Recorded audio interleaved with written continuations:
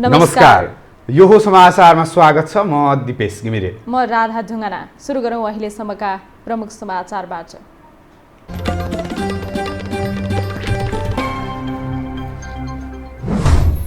Corona संक्रमणले आज नेपालमा 10 जनाको मृत्यु, 1513 संक्रमित थपिए। काठमाडौँमै 934 जना।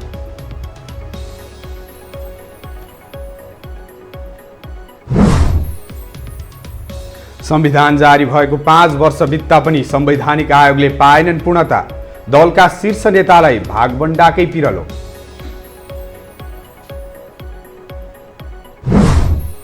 विदेशमा अलपत्र नागरिकलाई तत्काल उद्धार गर्न सरकारलाई संसदीय समितिको निर्देशन। वैदेशिक रोजगार कोषको रकम प्रयोग गर्न सुझाव।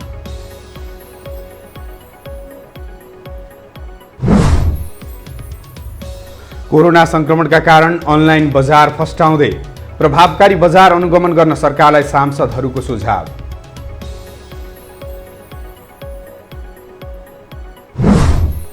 र आइपिएल क्रिकेटमा आज दिल्ली क्यापिटल्स र सनराइजर हैदराबाद भिड्दै। हैदराबाद विरुद्ध जित निकाल्न दिल्लीलाई कठिन।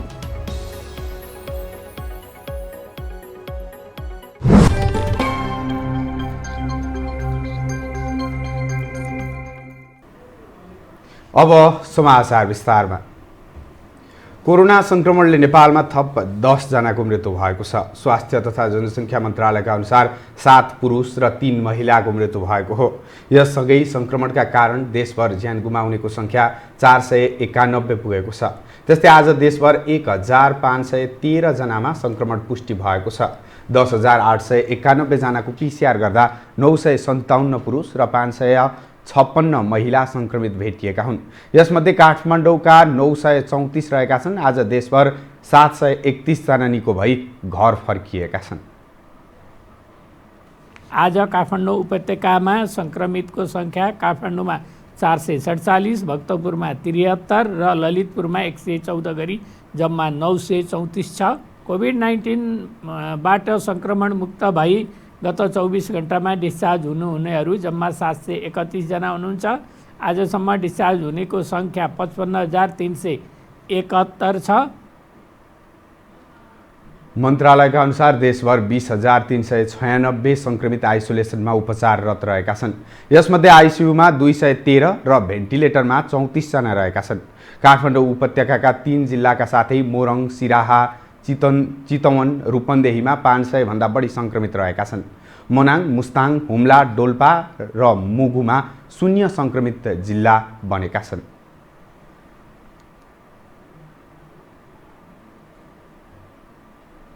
सरकारले संवैधानिक आयोगमा पदाधिकारी नियुक्त गर्न वर्षौं लगाएपछि यसको औचित्य र आवश्यकतामाथि नै प्रश्न उठ्न थालेको छ। आयोग गठन भएको वर्षौंसम्म पनि राजनीतिक भागबण्डाकै कारणले आयोगहरू कामविहीन भएपछि राजनीतिक दलका नेतृत्वको समेत आलोचना बढेको छ। एक रिपोर्ट। संविधानको पूर्ण कार्यान्वयनका लागि परिकल्पना गरिएका विभिन्न संवैधानिक आयोग संविधान जारी भएको 5 वर्ष बितिसक्दा समेत पदाधिकारी विहीन अवस्थामा छन्। लैङ्गिक, जातीय समावेशिता लगायतका अधिकार संवैधानिक रूपमै पालना गराउन गठित आयोगहरू राजनीतिक भागबण्डा नमिल्दा रिक्त रहेका हुन्। तर नेताहरू भने भागबण्डाकै कारण आयोगले पूर्णता पाउनमा ढिलाइ भएको अस्वीकार गर्छन्। अहिले यसमा अरू कुरा होइन, यसमा के छ, संवैधानिक आयोगका सदस्यहरूको उपस्थिति र त्यति बेला चाहिँ गर्नुपर्ने कामहरूमा केही ढिलाइ भएको कारणले यो संवैधानिक आयोगहरूको परिपूर्ति नभएको हो, पूर्णता नपाएको हो। बाँकी करिब 40वटा जति सिटमा त तत्कालै नियुक्ति गर्नुपर्ने आवश्यकता देखिन्छ। कतिपय आयोगले नै पूर्ण रूपता रूपमा त्यो रूपै लिन सकेका छैन, त्यस्तो पनि अवस्था छ। र मलाई के लाग्छ, अहिले प्रधानमन्त्रीज्यू विशेष छलफलमा हुनुहुन्छ। छलफलमा भएको कारणले गर्दाखेरि चाहिँ अब केही समयभित्र यी संवैधानिक आयोगभित्रका सबै पदाधिकारीहरू नियुक्तिहरू चाहिँ पूर्ण हुन्छन् भन्ने हामीलाई चाहिँ लागिरहेको छ। तब सरकारले चाहिँ आयोगहरूको चाहिँ पूर्णता दिन नसक्नु एकदमै दुःखदायी घटना होइन। अब यो सबै कारण के भने हरेक पार्टीमा नेताहरू बिचमा भागभन्दा, हरेक पार्टी बिचमा पनि आन्तरिक पनि भागभन्दा, बाहिर पनि भागभन्दा। यसको मेन जरो भनेको र आफ्नो अनुकूलको मान्छे ल्याउने होइन, राम्रो भन्दा पनि आफ्नो ल्याउने कुरा के अरे यो अड्केको छ। यो वास्तवमा दुर्भाग्यपूर्ण हो नेपालको लागि चाहिँ। हाल मधेसी थारू मुस्लिम आयोगमा 1 जना अध्यक्ष मात्र नियुक्त छन् भने राष्ट्रिय समावेशी आयोगमा नियुक्त भएका अध्यक्षले राजीनामा दिइसकेका छन्। उक्त आयोगमा 1 जना सदस्य मात्र छन्। त्यस्तै आदिवासी जनजाति महिला र दलित आयोगमा भने 1 जना पनि पदाधिकारी नियुक्त हुन सकेका छैनन्। आयोगलाई छिट्टो पूर्णता दिएर संविधान कार्यान्वयनलाई अघि बढाउनुको साटो दलहरू भागभण्डाको राजनीतिमा मात्रै रुममा लिएको बुझाएछ। यसरी चाहिँ के हो भने उदासीन हुन मिल्छ। राज्यका पदाधिकारीहरू, संवैधानिक परिषदका सदस्यहरू यस्तो गम्भीर मुद्दामा चाहिँ उदासीन भएर मिल्छ र त्यसमा भागभण्डा गर्न मिल्छ। भागभण्डाको लागि चाहिँ के छ भने समय बाई गर्न मिल्छ। त्यो भनेको त के हो भने एउटा योग्य मान्छेहरू, सक्षम मान्छेहरू, जसको हाई इन्टिग्रिटी छ, उच्च नैतिक चरित्र भएको व्यक्तिहरूलाई त्यस्ता आयोगहरूमा चाहिँ लानु पर्दछ। राष्ट्रले स्वीकार गरेको व्यक्तिहरू, राष्ट्रले मानेका व्यक्तिहरूलाई त्यसमा राखिनुपर्छ। संविधान जारी भएको 10 वर्षपछि संघीय संसदले यी आयोगको पुनरावलोकन गर्ने र 6 वर्षपछि यी आयोग रहने नरहने निश्चित छैन। तर पनि आयोगको कामलाई पूर्णता दिनुको सट्टा सरकारको उदासीनताले आयोगहरू कानुनी रूपमै कमजोर बन्न पुगेका छन्। तर पनि सरकार यो विषयमा गम्भीर बन्न भने सकेको छैन। यो टेलिभिजनका लागि क्यामेरामा शिरश्रेष्ठका साथ कान्ति नेउपाने, काठमाडौँ। अब बाँकी समाचार। बलात्कारका जघन्य अपराध बढिसकेपछि सडकदेखि संसदीय समितिसम्म मृत्युदण्ड सजायबारे बहस चलिएको छ। संविधान संशोधन गरेरै भए पनि बलात्कारीलाई मृत्युदण्ड दिनुपर्ने पक्षमा आवाज उठेको हो। एक रिपोर्ट। वर्ष दिन पनि नपुगेका बालिकादेखि 70 वर्ष कटेका वृद्धासम्म बलात्कारको शिकार हुन थालेपछि बलात्कारीलाई मृत्युदण्ड दिनुपर्ने आवाज उठ्न थालेको छ। पछिल्लो समय बालिकाको बलात्कारसँगै हत्याको घटनाका खबर बाहिरिएका छन्। कतिपय बलात्कारका घटना गाउँ स्तरमा मिलाउने प्रवृत्ति रहेका कारण बाहिर आउँदैनन्। बलात्कारको पीडासँगै मिलापत्रको धम्कीले पीडितले आत्महत्या नै गर्नुपर्ने अवस्था समेत आएको छ। त्यसैले पनि संविधानमा मृत्युदण्डको व्यवस्था नरहेकाले संशोधन गरेरै भए पनि मृत्युदण्डको व्यवस्था गर्नुपर्ने आवाज उठेको हो। संविधान संशोधन किन मिल्छ? संविधान संशोधन गर्दाखेरि त हामीले चाहिँ मृत्युदण्डको प्रावधान राख्न सक्छौँ। तर अहिले चाहिँ अन्तर्राष्ट्रिय प्र्याक्टिस, विश्वको परिवेश, हामी लोकतान्त्रिक व्यवस्थामा आइपुगेका छौँ। गणतान्त्रिक हाम्रो संविधान अथवा चाहिँ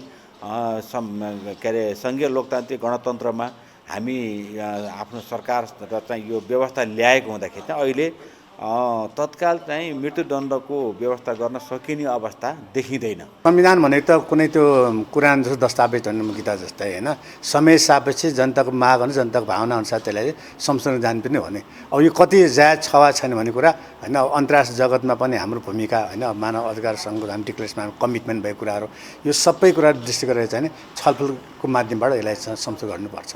बलात्कारीलाई मृत्युदण्ड दिन मानव अधिकार सम्बन्धी अन्तर्राष्ट्रिय सन्धि सम्झौता संशोधन गर्न पछि पर्न नहुने सरकारवालाको भनाइ छ। तर कतिपय भने नेपालले मानव अधिकारको अन्तर्राष्ट्रिय सन्धिमा भाग लिएर हस्ताक्षर गरेको विषय भुल्न नहुने बताउँछन्। त्यसैले भावनामा बहेर वा आवेगमा आएर निर्णय लिन नहुने उनीहरूको तर्क छ। कुनै पनि अपराध, जस्तो सुकै अपराध गरोस्, मान्छेलाई मृत्युदण्ड दिनु हुँदैन भन्ने हाम्रो संविधानले कबुल गरेको छ। त्यसको मुख्य कारण हो हामीले अन्तर्राष्ट्रिय महासन्धिमा हस्ताक्षर गरेर त्यो महासन्धिमा सहभागी भएका छौँ। त्यसकारणले नेपालले मृत्युदण्ड दिन सक्ने अवस्था छैन, त्यस्तो कानुन बनाउन सक्ने अवस्था छैन। नबुझेर कोही कसैले मृत्युदण्ड हुनुपर्छ भनेको आवेशजन्य वा आक्रोशजन्य आवाज हो। आम जनताको आवश्यकता सबैले महसुस गर्नु भएमा, सबैतिरबाट आवाज उठाएमा अवश्य पनि संसदमा सबै राजनीतिक दलहरूको एकमत छ। यसमा सबै माननीय सबै दलका महिला सांसदहरूको उपस्थिति थियो र सबैजनाको चाहिँ एक स्वर आवाज नै छ। त्यसै कारणले आवश्यकता परेमा कानुनलाई, संविधानलाई हामीले संशोधन गर्न सक्छौँ पनि, सक्ने अवस्था पनि छ होइन, सक्छौँ पनि। तर अब यसलाई चाहिँ सरकारले पनि यसलाई बडो संवेदनशील रूपमा हेरेर त्यसतर्फ चाहिँ सोच्नुपर्छ होला भन्ने लाग्छ। बलात्कार, हत्या लगायतका अपराधजन्य कार्यलाई निरुत्साहन गर्न गरिएको सजायको व्यवस्था कार्यान्वयन नहुँदा यस्ता घटनाले दिनहुँ प्रश्रय पाइरहेको बुझ्न सकिन्छ। नयाँ कानुन ल्याउने भन्दा भएकाको प्रभावकारी बनाउन राज्यका निकायको ध्यान जान आवश्यक रहेको छ। यो टेलिभिजनका लागि क्यामेरामा शिरश्रेष्ठका साथ कान्ति नेउपाने, काठमाडौँ।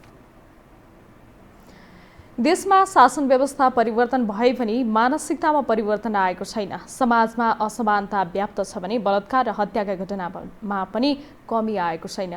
जातका आधारमा विभेद, बलात्कार र हत्यासम्मका घटना हुँदा पनि राज्यले गम्भीर रूपमा लिएको देखिँदैन। एक रिपोर्ट। बलात्कार अनि हत्या सुन्दै आङसिरिङ्ग हुने यस्ता घटना रोकिएका छैनन्। पछिल्लो पटक बजाङमा बालिका सम्झना बिकको बलात्कारपछि हत्या भएको छ। हत्या भएको 1 हप्ता बिते पनि सम्झनाको सब परिवारले बुझ्न मानेका छैनन्। अपराधीलाई कानुनी दायरामा ल्याउने विषयमा प्रहरीबाट चित्तबुझ्दो जवाफ नआएको परिवारको दाबी छ। सम्झनाको मात्र होइन, कैलालीकी माया बिका, धनुषाकी द्वितीय रेशमा रसाइली, मोरङकी रूपमती कुमारी दास र कास्कीकी श्रेया सुनरको पनि बलात्कारपछि हत्या भएको थियो। तर पीडित परिवारले राहतको महसुस गर्न सकेका छैनन्। अपराधमा जात, धर्म र राजनीति हुँदैन, तर यी घटनालाई जातमा लगेर जुडियो। दलित अधिकारकर्मी, सांसद लगायतले विषयलाई जोरदार रूपमा उठाए, तर गैर दलित समुदाय मौन बस्यो। बलात्कार र हत्या जस्तो जनघन्य अपराधमा पनि राज्यले पर्याप्त ध्यान दिन सकेको छैन, जसकारण पीडितले शिर निहुर्याएर हिँड्नुपर्ने र पीडक छाती फुलाएर हिँड्ने अवस्था विद्यमान छ। अपराध गरिसके पछाडि अपराधी कुनै पार्टीको हुँदैन, कुनै संस्थाको हुँदैन, कुनै जातको हुँदैन, कुनै वर्गको हुँदैन भन्ने कुरालाई चाहिँ समाजमा स्थापित गराउनुपर्छ। खन्याएर मान्छे मारे, जनप्रतिनिधिहरूले उक्साएको देखियो भनेपछि जब एउटा राज्यको जनप्रतिनिधिले चाहिँ यस्तो खालको चाहिँ एक्सनमा चाहिँ उहाँहरूको भूमिका यसलाई चाहिँ इन्फोर्स गरिरहेको देखिँदाखेरि चाहिँ के हुन्छ भन्दा उत्पीडित वर्गमा यो ग्रिभ्यान्सेस भइरहने भयो। सानालाई ऐन, ठुलालाई चैनको अवस्था अन्त्य नभएकाले समस्या जिउको त्यो रहेको बताउँछिन् सांसद लक्ष्मी परियार। सामान्य घटना भन्दै ढाकछोप गरिँदा समस्या विकराल भएको उनको ठम्याइ छ। जहाँसम्म लाग्छ अहिलेको जुन यो कानुनले चाहिँ दलितलाई यो चाहिँ ठुलालाई ऐन, सानालाई के अरे ठुलालाई चाहिँ र सानालाई ऐन भन्ने कुरा छ, त्यसले चाहिँ प्रमाणित गर्छ र त्यो चाहिँ दलित समुदायको घटना हो। त्यसले के पनि गर्न सक्दैन, त्यो समुदायबाट चाहिँ कोही पनि पहुँचमा छैन भन्ने खालको जुन एउटा मानसिकताले अहिले गाइडेड गरिरहेको छ, त्यसैको चाहिँ यो परिदृश्य हो भन्ने। सङ्घीय लोकतान्त्रिक गणतन्त्र स्थापनासँगै कानुनी रूपमा सबै नागरिक समान भए पनि व्यवहारमा अझै विभेद छ। विभेद अन्त्यका लागि कानुन पनि छ, तर कार्यान्वयन पक्ष अत्यन्त फितलो छ, जसको मारमा परेका छन् दलित समुदाय। कतिपय अवस्थामा त प्रहरीले उजुरी लिन समेत मान्दैन। उजुरी दर्ता भए पनि जातकै आधारमा मुद्दा कमजोर बनाउने गरिएको दलित अधिकार कर्मीहरूको गुनासो छ। यसतर्फ राज्य गम्भीर बन्दै समतामूलक समाज निर्माणमा लाग्न जरुरी छ। यो हो टेलिभिजनका लागि लीलामाया ठटाल, काठमाडौँ। हामीसँग समाचार अझै बाँकी छन्, अहिलेलाई विश्राम।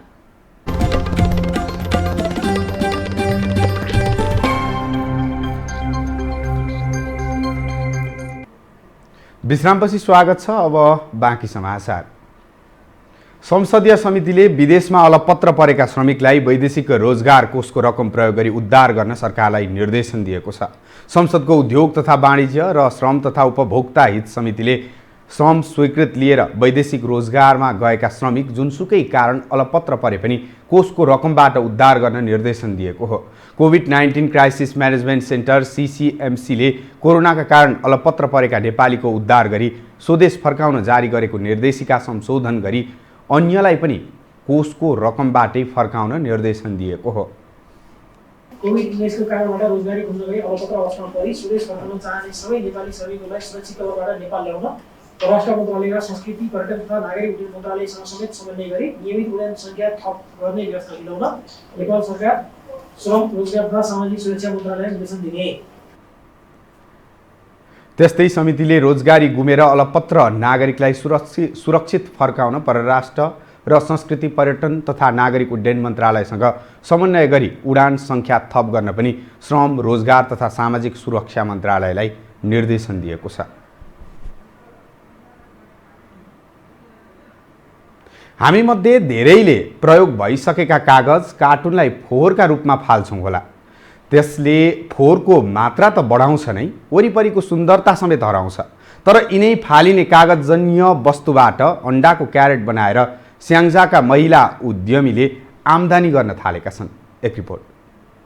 खेर जाने कागजको सदुपयोग गर्दै स्याङ्जाको पुतली बजार नगरपालिकाका महिलाहरू राम्रो आम्दानी गरिरहेका छन्। नगरपालिका वडा नम्बर 3 मा क्वालिटी प्याकेजिङ प्राली नामको कम्पनी स्थापना गरेर महिलाहरूले फालिने कागज कार्टुनलाई कच्चा पदार्थको रूपमा प्रयोग गरी क्यारेट उत्पादन गरिरहेका छन्।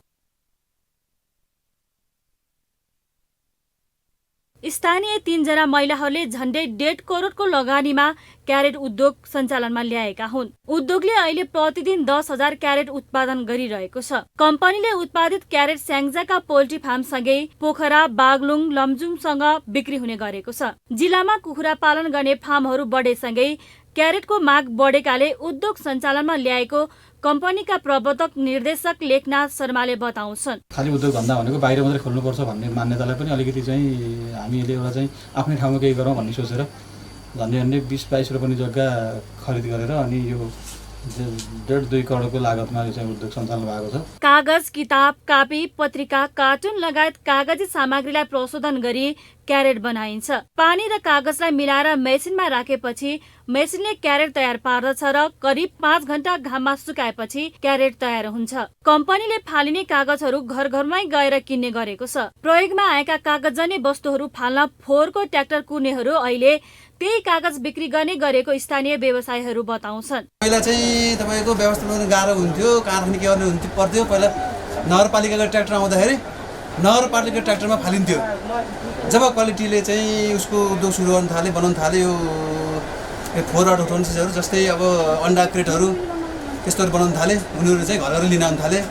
हाल्न पनि अब सहज हुने, 2-4 पैसा नआउने। कार्टुनहरूलाई पहिला हामीले चाहिँ त्यो ट्र्याक्टरमा फालिन्थ्यो र अहिले हामीले चाहिँ त्यो कागजलाई कलेक्सन गरेर यो अहिले बनाएको अहिले कार्टुन चाहिँ यो कुखुराको अन्डा बनाउने छ नि, त्यसले आएर लैजान्छ र महिनामा 2 महिनामा तपाईँको 100 किलो 150 किलो चाहिँ हामीले उहाँलाई दिने गरिन्छ। कम्पनीले कागजको गुणस्तर हेरी प्रति किलो 15 देखि 25 रुपियाँसम्म खरिद गरिरहेको छ। फालिने कागजबाट क्यारेट उत्पादन गर्ने उदाहरणीय काम गरेका महिला उद्यमीहरूले अहिले पनि 11 महिला सहित 17 जनालाई नियमित रोजगारी उपलब्ध गराइरहेको छ। अब आर्थिक समाचार।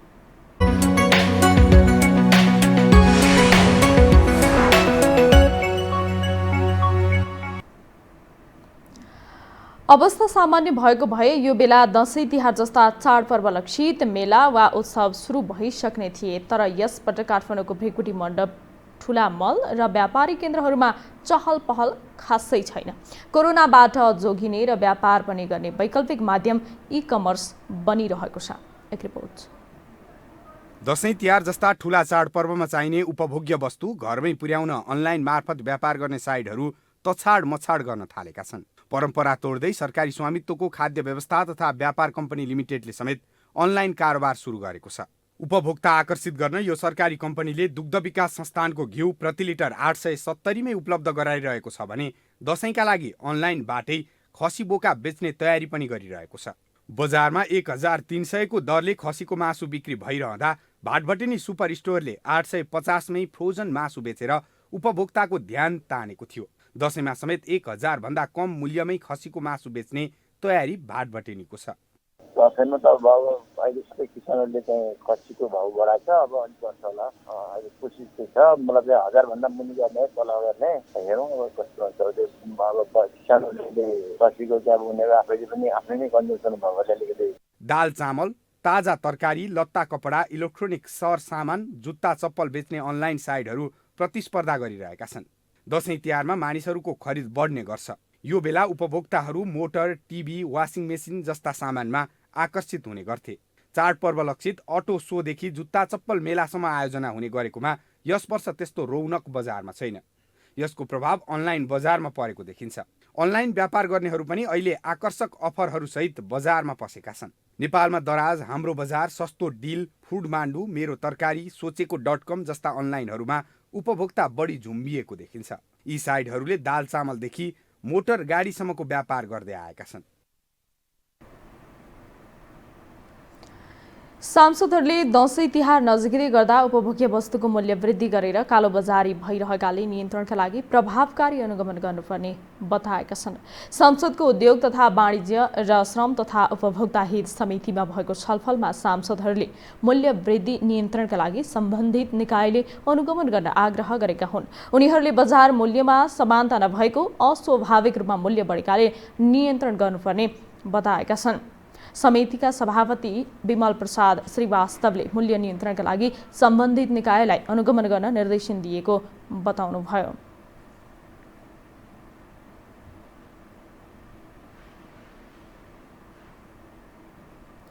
हामीसँग अन्तर्राष्ट्रिय र खेल समाचार बाँकी नै छन्। अहिलेलाई विश्राम।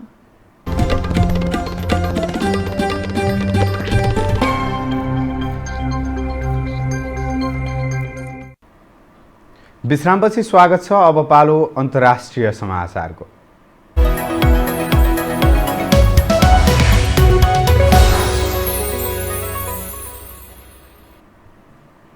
भारतमा कोरोना संक्रमितको संख्या 61 लाख नआएको छ। संक्रमित मध्ये 50,98,000 निको भएका छन्। 9,48,000 कोरोना सक्रिय बिरामी रहेकोमा 8,500 को अवस्था जटिल रहेको र अरूको अवस्था सामान्य रहेको जानकारी प्राप्त भएको छ। 96,000 को भने कोरोना संक्रमणका कारण ज्यान गएको छ। त्यस्तै अमेरिकामा 46 लाख कोरोना संक्रमित निको भएका छन्। त्यहाँ 2,09,000 को मृत्यु भएको छ। विश्वभर 3,35,00,000मा कोरोना पुष्टि भएको छ, जसमध्ये 2,48,00,000 निको भएका छन् भने 10,06,000ले भने ज्यान गुमाएका छन्।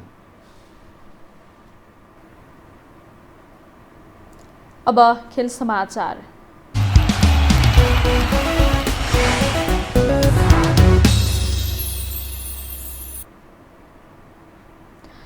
युएईमा जारी Indian premier league IPL T20 क्रिकेटमा आज दिल्ली क्यापिटल्स र सनराइजर्स हैदराबाद बीच प्रतिस्पर्धा हुँदैछ। अबुधाबीमा नेपाली लेग स्पिनर सन्दीप लामिछाने आबद्ध दिल्ली र हैदराबाद तेस्रो खेलका लागि मैदान उत्रन लागेका हुन्। दिल्ली र हैदराबाद बीचको खेल केही बेरमा सुरु हुनेछ। शेख जायद स्टेडियममा मैदान उत्रिँदा दिल्ली लगातार तेस्रो जितको खोजीमा हुनेछ। अघिल्ला 2 खेलमा अपराजित दिल्ली 4 अङ्क जोडेर शीर्ष स्थानमा रहेको छ। यो सिजनको उपाधि दावेदार मानिएको दिल्ली तेस्रो खेलमा समेत हैदराबादलाई पराजित गर्न चाहन्छ, तर हैदराबाद विरुद्ध दिल्लीलाई जित निकाल्न कठिन हुनेछ।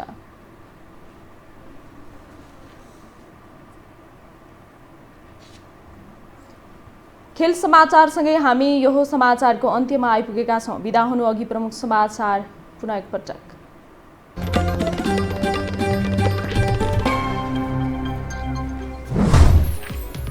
कोरोना संक्रमणले आज नेपालमा 10 जनाको मृत्यु, 1,513 संक्रमित थपिए। काठमाडौँमा नै 934 जना।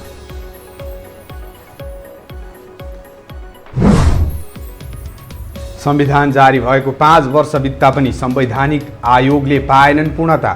दलका शीर्ष नेतालाई भागभण्डाकै पिरलो।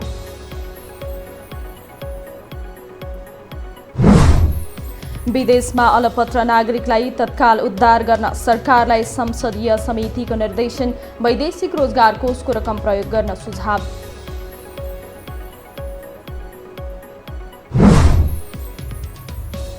कोरोना संक्रमणका कारण अनलाइन बजार फस्टाउँदै प्रभावकारी बजार अनुगमन गर्न सरकारलाई सांसदहरूको सुझाव।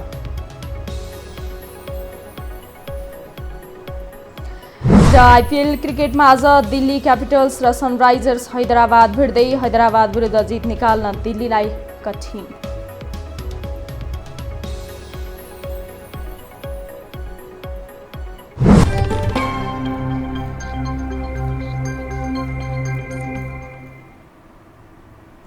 हौस् त यो समाचार सकियो। समाचार बुलेटिनका साथै यो टेलिभिजनका सम्पूर्ण कार्यक्रम यो टेलिभिजन.com, यो खबर.com, युट्युब र फेसबुकमा पनि पढ्न र हेर्न सक्नुहुनेछ। मोबाइलमा यो टिभी एप डाउनलोड गरी हामीलाई प्रत्यक्ष हेर्न सक्नुहुनेछ। तथ्यसहितको निष्पक्ष समाचारका लागि यो टेलिभिजन हेर्दै गर्नुहोला। नमस्कार।